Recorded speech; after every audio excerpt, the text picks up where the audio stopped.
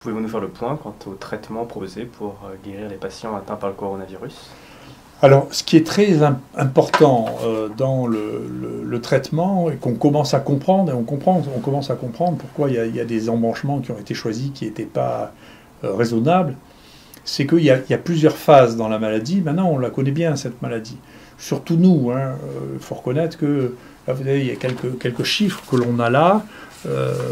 Il y a 25 000 personnes qui sont venues se faire détecter ici, dont 16 000 qui étaient symptomatiques, 1000 personnels hospitaliers.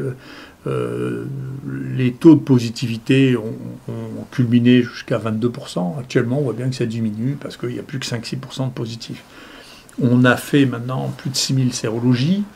Je vais vous en donner les résultats qui expliqueront pour ce qu'on pense pour les patients.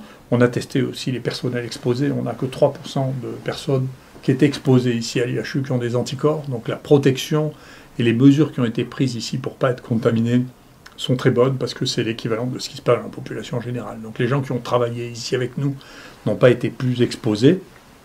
On a suivi à peu près 4000 patients ici infectés. C'est ce qui en fait encore une fois une des plus grosses séries mondiales, ou peut-être la plus grosse. 3300 ont été suivis en hôpital de jour et 630 ont été hospitalisés. Avec ça, Bernard Lascola a fait un travail exceptionnel pour isoler le maximum de virus. Donc il a ensemencé 4000 prélèvements pour isoler les virus. Il y a déjà 1500 souches qui sont établies, 1300 qui sont en cours de culture.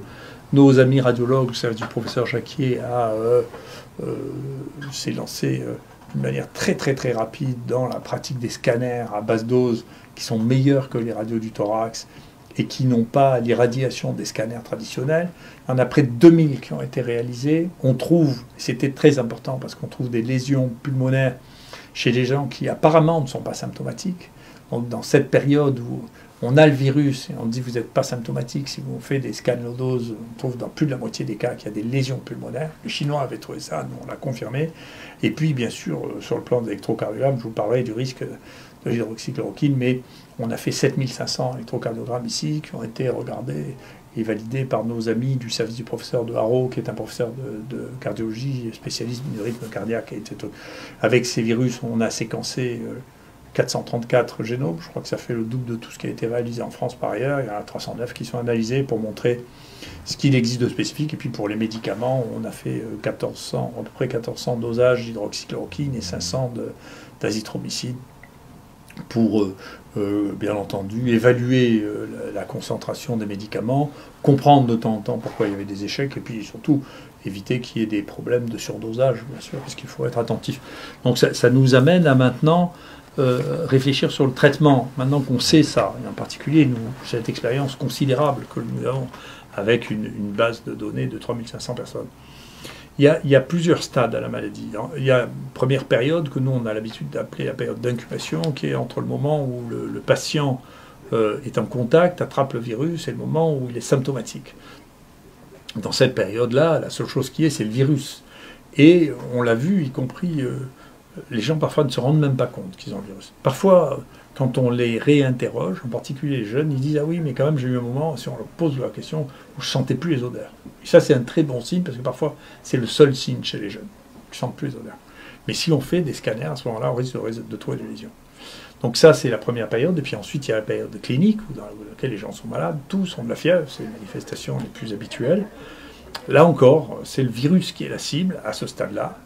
Mais il faut les traiter relativement tôt. On savait ça pour la grippe, par exemple. On sait que le Tamiflu, ça marche pendant le premier, deuxième jour de grippe, puis ensuite, ça ne marche plus. Donc, on sait ça. On sait que pour les infections virales, c'est au début qu'il faut traiter, parce qu'ensuite, la réponse que nous avons contre les virus peut être tellement forte que la question n'est plus le virus, mais la réponse.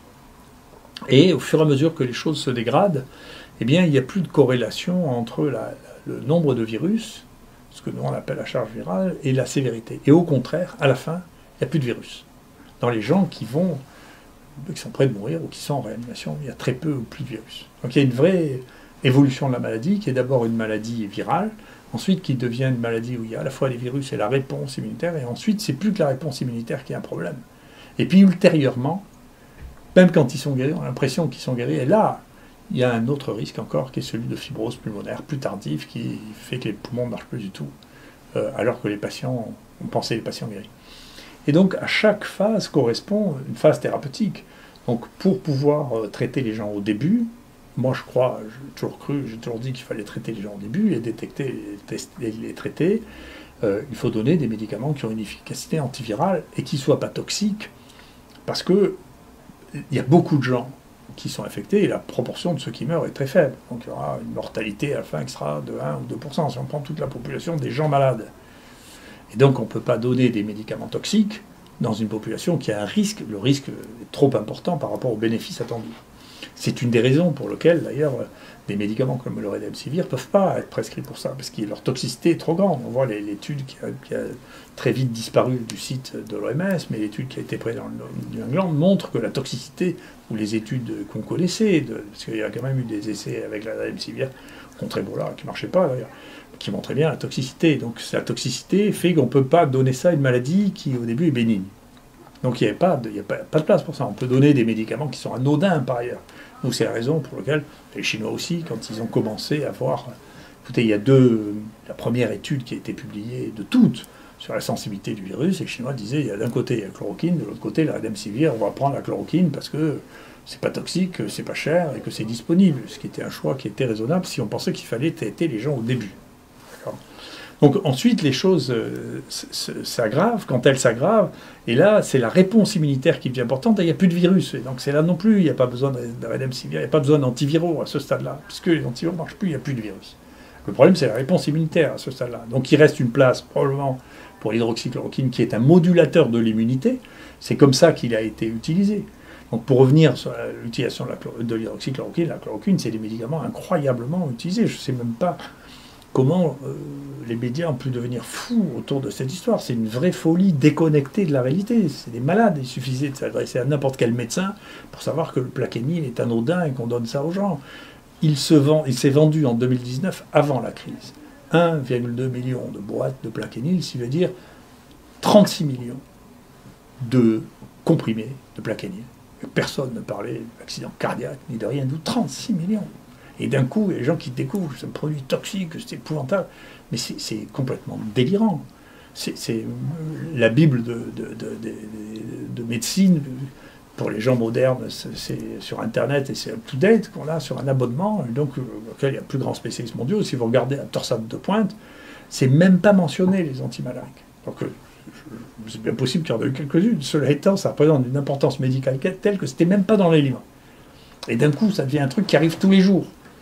Donc les gens sont devenus fous. Après, tous les arrêts cardiaques, il y a une étude qui vient de montrer 900 000 personnes, les arthrites rhumatoïdes, traitées par le Plaquenil, comparé à un groupe témoin de 350 000 personnes, il n'y a aucun accident cardiaque connu. Donc tout ça, c'est disponible pour les gens qui regardent un peu les données, la littérature, les encyclopédies. Donc comment cette folie-là a pris le monde est quelque chose qui est mystérieux. C'est très étonnant. Toujours est-il que la chloroquine ou l'hydroxychloroquine, il faut faire attention là aussi. Si on en prend à des doses suffisantes, on peut se suicider. Mais c'est pas parce qu'il y a des gens qui donnent des doses extravagantes de ce médicament que le médicament qui a été prescrit depuis des années à des gens qui ont des polyarthrites rhumatoïdes ou un lupus, c'est un médicament qui brutalement a tourné en 2020 et est devenu un médicament toxique. Tout ça n'est pas sérieux. Ça n'est pas raisonnable. Voilà. Donc il faut revenir à la raison, c'est un médicament qu'on peut utiliser à condition de respecter les doses. Quant à l'azithromycine, c'est le médicament qui a été le plus prescrit dans toutes les infections respiratoires, y compris celles qui sont virales d'ailleurs, parce qu'il y a souvent des surinfections bactériennes, mais il se trouve que, par chance, ce médicament est particulièrement efficace en association avec l'hydroxychloroquine. Donc nous, maintenant, on a traité plus de 3000 personnes avec ça, donc les choses se passent très bien, on n'a pas d'accident médicamenteux. Et donc, cette folie-là sur l'hydroxychloroquine résulte probablement effectivement du fait qu'il y avait un aiguillage au départ entre chloroquine ou Redemsivir, qui étaient les deux choses proposées par les Chinois. Et puis ensuite, les Chinois ont dit écoutez, nous, on fait une communication préliminaire en disant on a déjà traité une centaine de personnes et ça donne un effet positif.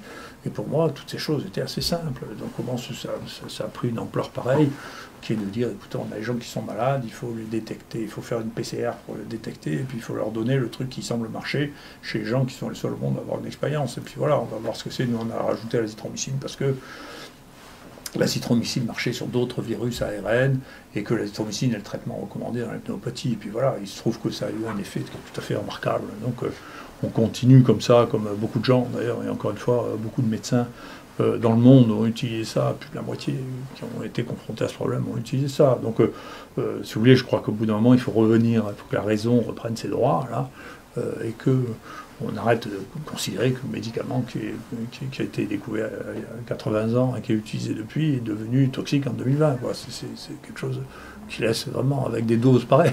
Moi, je ne peux pas imaginer qu'à dessus les gens ont mangé 36 millions de comprimés rien qu'en ville, parce que je ne parle pas à l'hôpital, rien qu'en ville est devenu brutalement un truc mortel. Enfin, c'est une histoire. On ne sait pas comment c'est possible que des bruits comme ça se répandent. C'est quoi? Les gens ne lisent pas, ils ne demandent pas. Il suffit de demander à votre médecin généraliste est-ce que vous avez déjà prescrit le Plaquenil? Mais tout le monde a déjà prescrit le Plaquenil. Ça n'existe pas. Alors, c'est les gens qui n'ont jamais pratiqué, je ne sais pas, ou les gens qui n'ont plus fait de médecine depuis 30 ans, ils ont oublié ce que c'était. Mais c'est pas possible. C'est juste un truc invraisemblable. C'est pas possible. Et donc, je ne sais pas comment on arrive à écrire des choses aussi spectaculaires. C'est incroyable. Après, les gens oublient une chose, c'est que, et en particulier cette maladie, donne des atteintes du cœur, qu'on appelle nous des myocardites. Et que donc, il y a des myocardites qui sont des myocardites mortels. Donc, bien sûr, que vous preniez un traitement ou vous ne preniez pas un traitement. Il y a des gens qui ont des myocardites qu'il faut surveiller parce qu'ils risquent de faire des troubles du rythme et puis en mourir. Puis d'autre part, on vit dans une époque où il faut avoir le maximum de sécurité. Et donc, c'est légitime de regarder les choses qui sont associées éventuellement avec des torsades de pointe, c'est-à-dire le potassium bas, c'est-à-dire d'autres comédicaments, la longueur du électrocardiogramme, et tout ça sont des choses que l'on peut faire. Et puis, si on fait ça, on n'a aucun ennui. Donc, tout ça est très simple. Il ne justifie pas que l'on se mette dans des états pareils. Quel est le rôle des médecins aujourd'hui dans la crise? Alors moi, j'ai trouvé, si vous voulez, que d'abord, les médecins réagissent très bien. Je pense que la plupart des médecins, d'ailleurs, moi, je pense que je suis en phase avec la plupart des praticiens qui voient des malades et qui disent, écoutez, il faut faire quelque chose. Il y a beaucoup de gens qui réagissent comme ça, en disant, écoutez, les pneumonies, de manière, on a l'habitude, on leur donne de l'azithromycine, on leur donne le macrolide, parce que les pnéumopathies, on les traite comme ça. Donc, l'idée que on peut laisser les gens jusqu'à ce qu'ils aient une insuffisance respiratoire sans rien leur donner, c'est une idée. La médecine n'a jamais fait ça de toute l'histoire de la médecine. On soigne les gens, on leur donne quelque chose. Au moins déjà pour les rassurer, pour dire qu'on s'occupe d'eux. On ne peut pas dire les gens sont malades, on les laisse dans un lit jusqu'à ce qu'ils n'arrivent plus à respirer, et là ils vont à l'hôpital. Enfin, je sais pas, c'est contre toute la pratique médicale depuis Hippocrate, donc on ne peut pas faire ça. On ne peut pas valider ça. C'est pas possible. Et donc les médecins en partie qui le font, et moi j'ai été très frappé parce que on a une analyse par la CNAM de la prescription de l'azithromycine et de l'hydroxychloroquine. Il ne faut pas croire que c'est une histoire de bataille entre les Parisiens et les Marseillais, hein, parce que ceux qui en consomment le plus, c'est les Parisiens. Donc, c'est peut-être les médias parisiens qui sont comme ça, mais les médecins parisiens, les malades parisiens, ils ne sont pas plus fous que les autres. Hein. S'il y a des médicaments, ils veulent les médicaments. Hein. Donc c'est une histoire de médias, je ne sais pas quoi, parisienne, mais c'est pas du tout les Parisiens. Les Parisiens, c'est des humains normaux. Quand ils sont malades, ils veulent qu'on les traite. Et les médecins, c'est les médecins normaux. Quand leurs malades sont malades, ils veulent les traiter. Enfin, c'est des humains. Enfin, c'est pas des extraterrestres, les Parisiens, quand même. Et enfin, je ne crois pas. Et enfin, il s'est passé une chose qui est tout à fait remarquable, absolument extraordinaire, c'est la qualité des soins en réanimation. Je ne sais pas comment c'est ailleurs, mais je sais à Marseille c'est comme ça. À Paris, mes amis me disent la même chose. Quand il y a ces formes de détresse respiratoire, en général, la mortalité est supérieure à 20-25%. Qu'on voit dans les séries américaines, c'est des mortalités absolument considérables, 25%. Et ici, les collègues, les amis avec qui on travaille nous disent non, on a une mortalité beaucoup plus basse, 9-10%. J'ai téléphoné à un collègue à Paris qui m'a dit on voit la même chose, 9-10%. Mais parce qu'ils ont un réseau de tous les réanimateurs entre eux, où ils s'échangent les informations qu'ils ont au fur et à mesure, qui ne sont pas encore publiées, en particulier sur la coagulation. C'est-à-dire qu'il y a gros troubles de la coagulation, ils ont changé leur thérapeutique, ils ont adapté à cette maladie en donnant des anticoagulants le plus tôt possible pour éviter les embolies pulmonaires qui sont une des causes de mort brutale. Ils ont aussi utilisé, hors protocole, des médicaments qui permettent de contrôler la réponse immunitaire. Alors maintenant, les protocoles vont être passés. Enfin, là aussi, il y a des utilisations, il faut sauver les gens. Donc, cette réponse immunitaire qui est devenue folle, il faut la contrôler. Il y a des médicaments pour ça. Donc, pour aider au contrôle de cette folie immunitaire, il faut utiliser ces médicaments, même s'il n'y a pas d'effet de trucs randomisés, parce qu'il est question de sauver la vie des gens dans une situation qui est compassionnelle. C'est ce qu'on appelle de la thérapeutique compassionnelle. Donc il faut se servir de ces outils-là sur les thérapeutiques compassionnelles, c'est-à-dire que quand on a des situations aussi graves, il faut utiliser tout ce que l'on peut utiliser pour sauver les gens. Donc tout ça, cette approche-là, et la qualité de la réanimation française qui a eu une réaction incroyable, parce que les réanimations ont été débordées, il y a eu des réanimations qui ont été installées dans des conditions qui sont quasiment des conditions de guerre. Le résultat de ça est tout à fait exceptionnel. On aurait pu avoir, honnêtement, 30% de morts en plus s'il n'y avait pas eu la qualité de cette réanimation et la qualité de la prise en charge. Et donc ça, je pense que c'est très bien.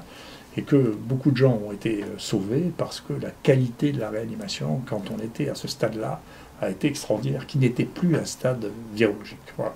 Et puis enfin, la dernière phase, après la réanimation, qu'est-ce qu'on va faire de ça? Il y a des vraies questions à organiser et à réfléchir pour savoir comment détecter avec nos collègues spécialistes, cette fois-là, de pneumologie. C'est plus nous qui allons, les gens qui s'occupent des infections qui vont s'occuper de ça. Comment on détecte les fibroses pulmonaires qui vont arriver plutôt dans les gens qui ont eu cette rage épouvantable, inflammatoire dans les réanimations, peut-être dans d'autres, qu'il faudra probablement surveiller, qui posent une véritable question à l'avenir. Merci.